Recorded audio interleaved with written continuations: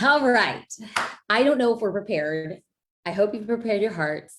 This conversation is made with a labor of love, because if there's one thing I want to be known for, is that supporting business owners to taking action, messy action, scrappy action, scary action, doubtful action. It is the act of doing that is going to get us to where we want to go. But oftentimes we stop ourselves from doing for a myriad of reasons. Now, I can't get in your head, but what I can say is when I have these opportunities just to have a conversation via video, I hear a lot of the same pressure points. So instead of trying to boil the ocean, like, let me help you build a bigger and better business, why don't we just distill it down to one thing? So if this conversation ain't for you, you know where the digital door is, but just in case you want to have a conversation with me and get down and dirty about building an Instagram habit, let's go. We're going to do this for about 10, 15 minutes, have a conversation with practical, actionable tips that you could start doing today to start getting to where you want to go and using it specifically for your business. Now, you've probably heard me say this 1,000 times before, but consistency is the key of social media success. On YouTube, on TikTok, on Snapchat, on Instagram, on Facebook. But I get it. It's easier said than done. I don't know about you, but as a business owner, we struggle with not having enough time. Maybe you feel self-conscious when you're putting out any piece of content.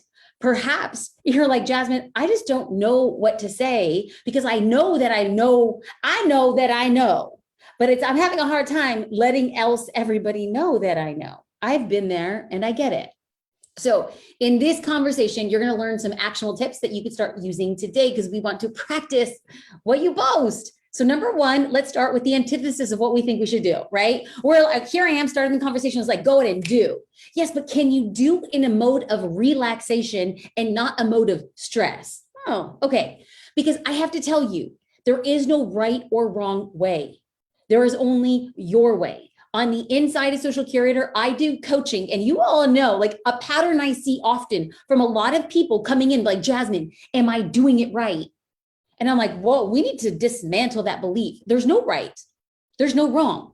There's only testing and learning what your audience. You could literally copy the exact same TikTok, the exact same reel, the exact same Facebook Live, the exact same YouTube Live. And guess what? It won't land the same because our audiences are different. So if we can approach, step number one is to relax as we get into what it is we want to do. Then second thing would be to plan. And this is to plan for success. How can we ever do the thing that we envision if we don't actually have a vision? So we're going to get a big picture idea of what we're going to be creating in the content that we're putting out. Because your content plan is going to reduce stress. Remember point number one when I said relax and you're like, easy. Well, if you have a plan, we can be in a state of flow and not a state of fear. And a good plan is going to save you time, since you and I both know we struggle with having enough of it. So you want to make your plan as detailed as possible so the content creation is easier later. Let's spend a little time ideating. What is it that we actually do? Let's work through this. Great. Now when it comes time to do, we're in the zone. So first, number one is relax. Number two is to have a plan. And number three, it's got to add it to your to-do list. It's no good to have it just here, because having it just here becomes a point of stress and not a place of flow. So you're going to have to set time aside to develop a habit. This is just it. Like, if you've ever wanted to run a marathon, if you've ever wanted to learn how to bake a cake, if you've ever wanted to learn how to speed read, well, you actually have to take time to do it again and again to build that habit. So if you're adding that task to your to-do list, it keeps you accountable. So I don't care if you need to add it to a Google Calendar. I don't know if you need to use like a third-party app to remind you. I don't know if you need an accountability buddy, but you need to add it to the thing that you need to do on the daily.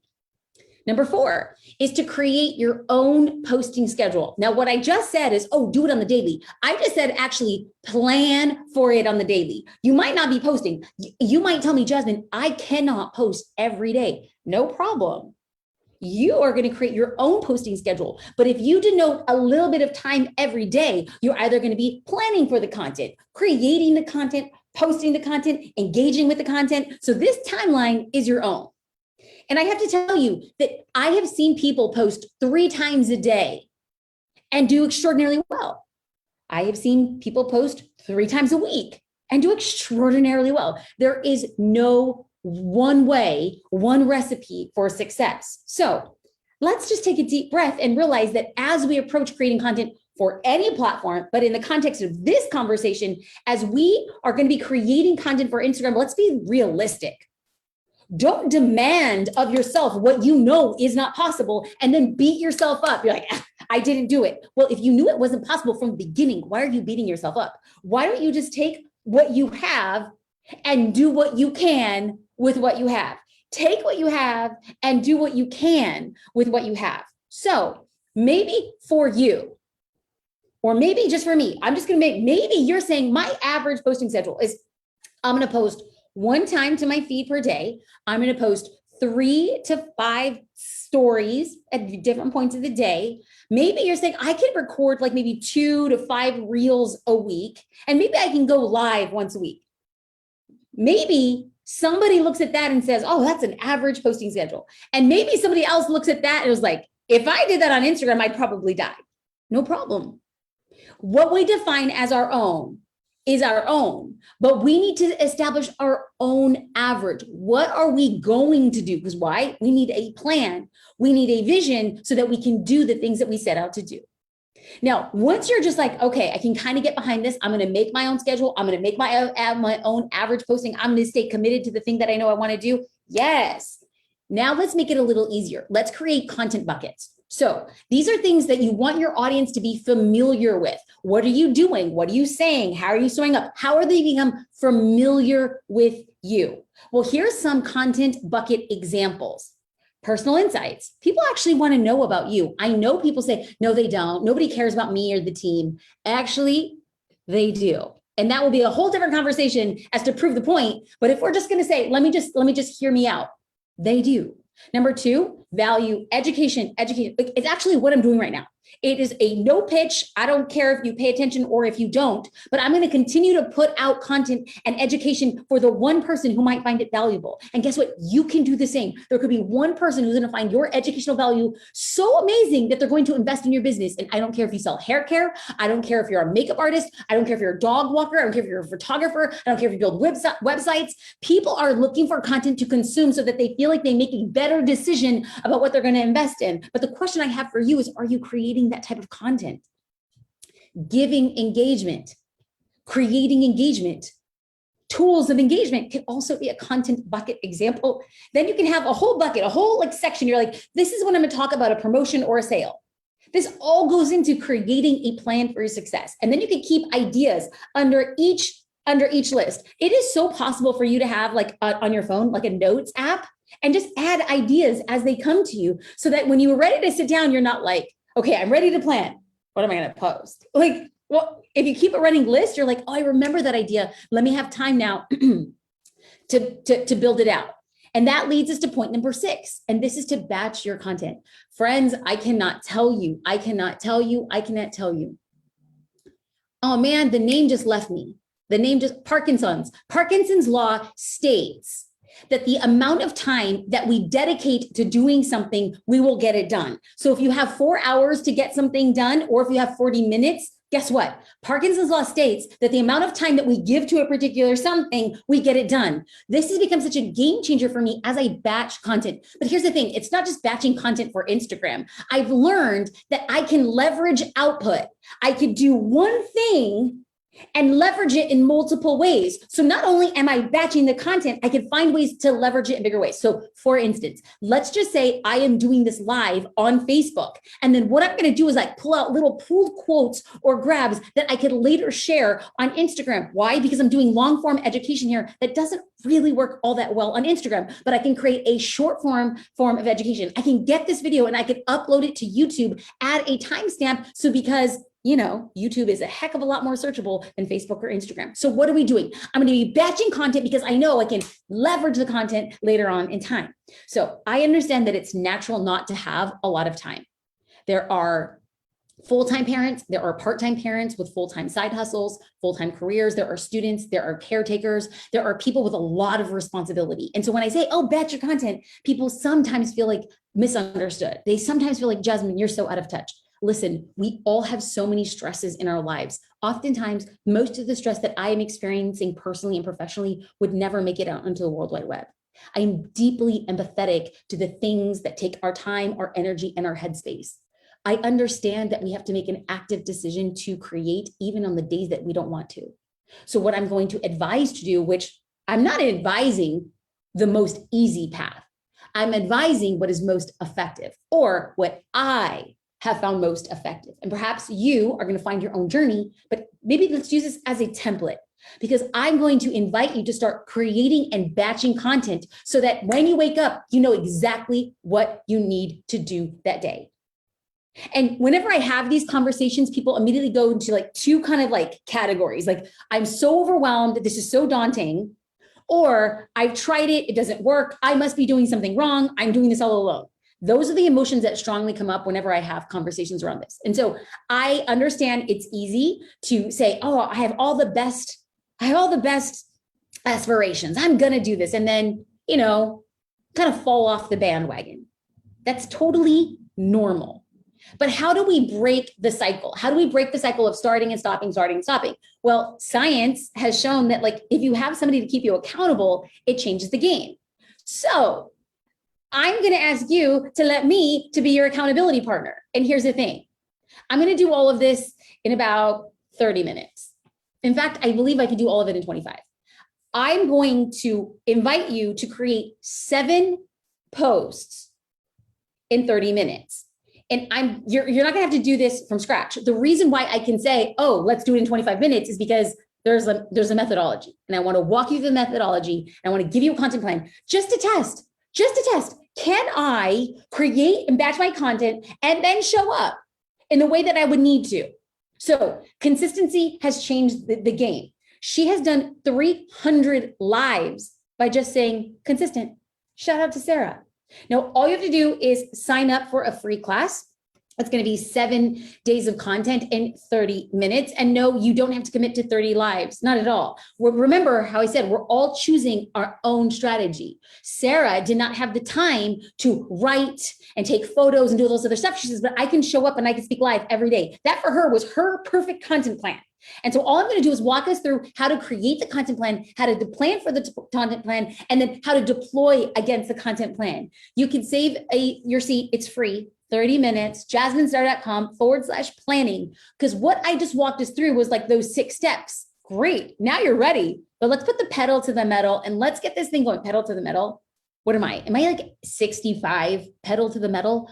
Who says that? I do. I say it. All right, let's dive into a little bit of Q&A. Let's get this party started. Drop your questions here. We're doing this live on Facebook. And then yesterday I asked people to drop questions on Facebook and Instagram so we could start there as some live ones come in.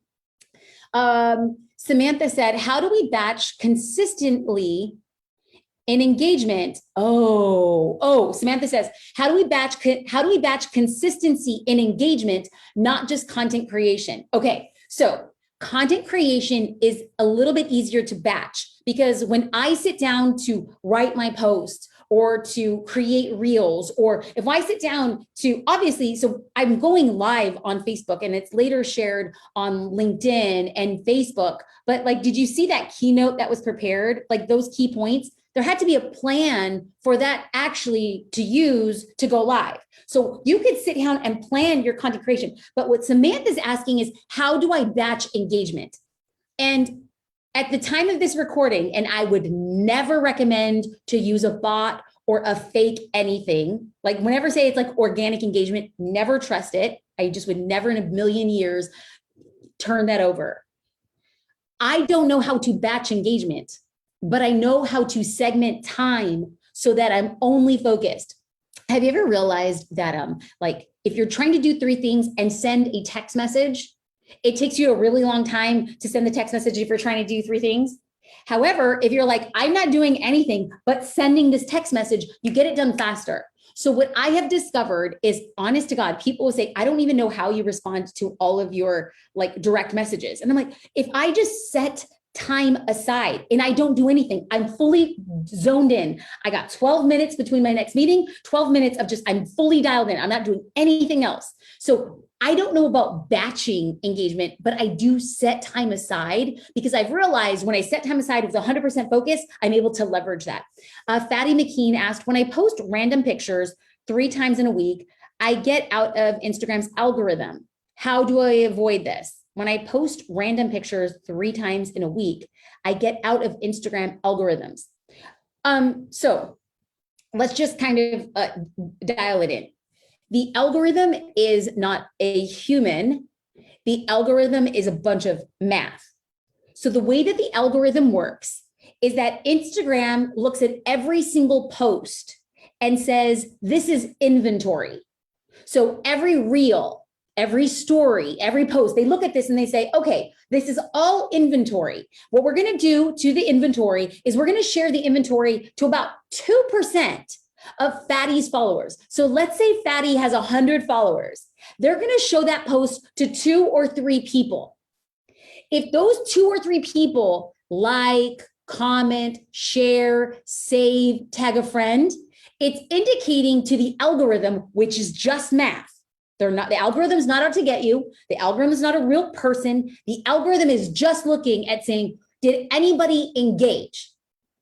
If the post that was shown to 2 or 3 people and like 1 or 2 people like or comment, oh, it's indicating to the algorithm, hey, this is a good post. We should show it to more of Fatty's followers.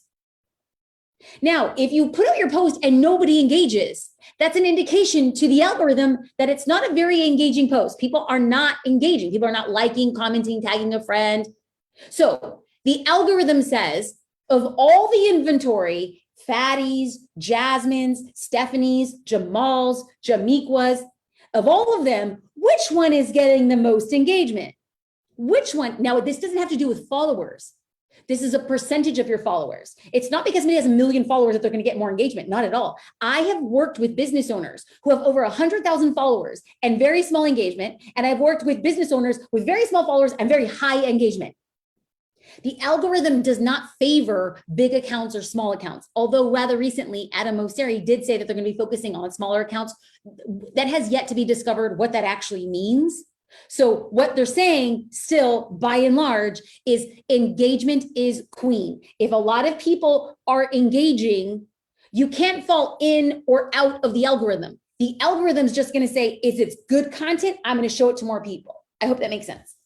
Michaela said, I do actually collect my ideas in Google Docs, but I've never thought of doing it in categories. What I struggle with is keeping up with Reels trends. I find a trendy reel, but until I come out with an idea and record my version, the trend might be over. How do I still do this faster and stay relevant? So let's actually answer the question, and then I'm going to give a little bit of like a side note. So trends reward the quick action takers. If you are batching all of your reels for the month, the reels and TikToks that you're posting early in the month are going to be more on trend because the trends are newer versus recording something at the beginning of the month that's on trend. If you post it at the end of the month, it's no longer as trendy. That's the way that trends work. Really popular, jump on the trend, get more attention. And so you are rewarded for being on trend. So to answer the question, you're like, well, how do I actually stay on trend? Then I would say probably recording and sharing that trend at least within a week. And I don't know about your schedule, but sometimes that's not feasible. A business owner being like, I have to record reels, once a week. I have to record reels twice a week. When am I going to have time for that? I feel that struggle. I can't commit to recording reels and TikToks every single week. I am batching. And here's the thing. I share videos that are not always on trend. Sometimes I jump on a trend and the trend is like 3 weeks old. Okay. But would I rather jump on a trend that's old than not jump on a trend at all? That's debatable. Some people say yes and some people say no. I say I'm going to try to to deploy on that trend to the best of my ability. I'm going to try to jump on the trend. And even if I am a little bit late, hopefully the content still resonates in a way, not for the world. I don't need that reel or TikTok to go viral. I actually don't want to go viral. I think that viral attracts the wrong type of follower for what I'm trying to do with my life and my mission. I would rather like to grow at a slow, steady pace and attract the right followers who will turn in and be a part of the thing that I want to do. I want to transform the small business world. I want to make small business owners hit their first 6 figures. I want them to give a clear path to this is how you're going to get it done. This is the work that you need to do. This is how you need to show up. And once you get to the 6, let's talk about multiple 6. Let's get to those high 6s. Then let's get to the 7. That's my mission. If I go viral for being popular, it does nothing to do with my version of profitability. I don't want to be popular. I want to be profitable. I want to build a business. And in order for me to do that, it's the slow and steady race. Does it also mean that because I can't create reels, once every 4 or 5 days that I'm going to be off trend? Probably. And I've just made the decision to be okay with it. I am making the decision to be okay with it. Okay, Stephanie said, my problem is when I sit down to batch, I don't know what to create. Where do you find your inspiration? I love this question. So I'm pretty active on TikTok and Instagram. And so what I'm doing is I think that trends hit very strongly and first on TikTok, which if you're creating reels and you're like, oh, I'm not going to be on TikTok, no problem. But I would highly recommend following what's going on TikTok because the trend normally starts on TikTok and then dribbles on over to Instagram. So if I'm on TikTok and I see something that I'm like, oh, I think I can contextualize this for my business, I'll save that TikTok. Or if I'm on reels and I see a reel and I'm like, oh, I think I could do this, I just save it. And so when I'm going through and I'm creating a content plan, like, okay, I really want to talk about balancing motherhood and entrepreneurship, or I really want to talk about bootstrapping your startup. These are my categories. Like these are things that I want to talk about. And if I see a reel that I'm like, oh, I could totally use this reel idea for this content category. So what I'm doing is I'm having like a Google Doc or having my notes on my phone. Sometimes I'll actually send an email to myself, like add this to your list. And then I'll go through my saved list of reels and I'm like, this reel will work really well for this idea. So it's kind of just like matching the two and making sure that you're ready for when inspiration hits. Nothing worse than sitting down and being like, oh, you want to know what? I don't have the possibility of thinking of something to post right now. That's the worst feeling. Rabia Nunes says, I'm struggling with engagement. What are some tips in having people leave comments on your post? So first and foremost, I've definitely noticed something crazy happening on Instagram. It's just a funky place right now. The past, I would say 2 weeks, something distinctly shifted.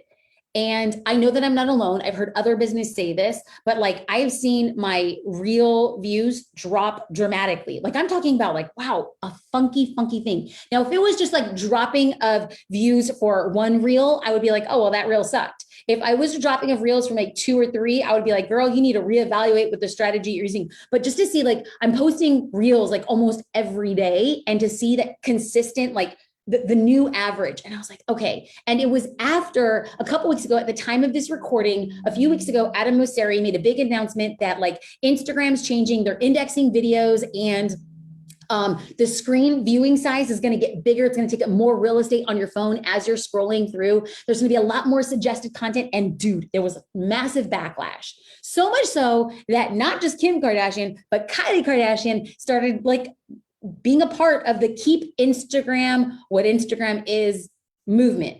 There was a ton of people who are like, don't make Instagram TikTok because TikTok's TikTok and Instagram should be its own thing. It should not be a bunch of reels. It should be photos. It should be seeing people who we decide to follow on our feed, not a bunch of random suggestions. So anyway, Adam Mosseri went again live on Instagram and said, hey, we've heard the conversations. We're making changes. We're going to keep Instagram true to what Instagram is. We're going to find new ways to innovate. So he backtracked, but it was in this like middle time that I kind of feel like right now, I'm like, well, what the heck is going on? Like, so what I'm doing is going in and like testing what's happening with this story, what's happening with that story. What if I use 2 forms of engagement reels versus an educational reel, a long form reel, a short form reel? Like I'm just back in testing mode, y'all. And this is what we have to do. So people are saying like, oh, I've seen a drop of engagement. That it's kind of like the state of Instagram right now, but with every social platform, Facebook, YouTube, LinkedIn, anything, you see peaks and valleys. This is the company trying to understand, what do users want? What is in Instagram or Facebook or LinkedIn or YouTube's best interest, like AKA, how are they monetizing? Because they want to show people things that are going to keep them on the platform longer, because when they're on the platform longer, they get to show more ads to them. So Instagram is in the game of Instagram, and you're in the game of your business. So since Instagram is making the rules, our objective is to say, I have a plan. I'm going to test my plan. And my plan isn't right or it's not wrong. I am in the active path of finding out what is best for me and my business. And I will humbly show up, and I will do the work to create the plan to deploy against the plan. And this is why, friends, jasminestar.com/planning. I want you to join this class. I want to show you how exactly I do it, how exactly I plan, how exactly I get scheduled, how exactly I know I can show up to continue to test in a level of confidence, not saying it's right or wrong, but a level of confidence of testing. jasminestar.com/planning. I look forward to seeing you there. It's going to be live in a week. Save your seats. Have a good day. Be blessed. Bye, y'all.